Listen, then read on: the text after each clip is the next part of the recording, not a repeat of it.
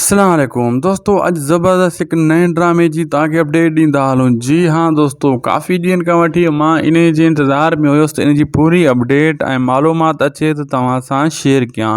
जी हाँ दोस्तों हीउ ड्रामो काश टीवी वारनि जो आहे। के टीवी वारनि जे तरफ़ां रिकॉर्ड कयो पियो वञे। बहितरीनु सीरियल ड्रामो आहे ऐं कॉमेडी ड्रामो आहे। इन में मज़ाहिया किरदार आहिनि, अहिड़ा बहितरीनु किरदार आहिनि, ज़बरदस्त किरदार आहिनि ऐं अहिड़ो ड्रामो न अॻे ॾिठोसीं, न अहिड़ो इन खां पोइ ॾिसंदासीं। हीउ जेको ड्रामो जी ज़बरदस्त ऐं अनमोल कहाणी आहे ऐं इन जी जेतिरा तारीफ़ कयां घटि आहे। इन जो डायरेक्टर लाला फयाज़ आहे ऐं लाला फयाज़ जी डायरेक्शन में ही ॾेहरकी जे इलाइक़नि मुख़्तलिफ़ लोकेशननि ते शूट थी रहियो आहे ऐं इन जो नालो आहे वाह अमदू तुंहिंजी लय।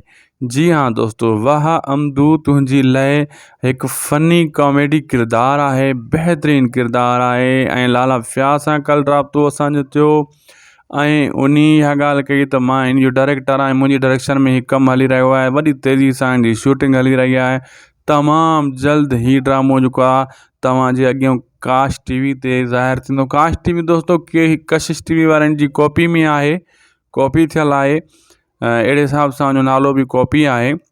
बहरहाल ड्रामो बहितरीनु किरदारनि सां गॾु मज़ाया ऐं हिन दौर में दोस्तों खिलाइण बि कंहिंखे वॾी ॻाल्हि हूंदी आहे। न हर को मायूस लॻो पियो आहे। महांगाई ऐं मजबूरियुनि जे दौर में अगरि अहिड़ो खिलणो को माण्हू जा खिलणो को ड्रामो साम्हूं अचे त 2-3 मिंट को खिली वठे ॾिसी करे, इहा बि वॾी ॻाल्हि हूंदी आहे हिन दौर में। न त हिन दौर में हर माण्हू धुन सुॼायूं पियो घुमे।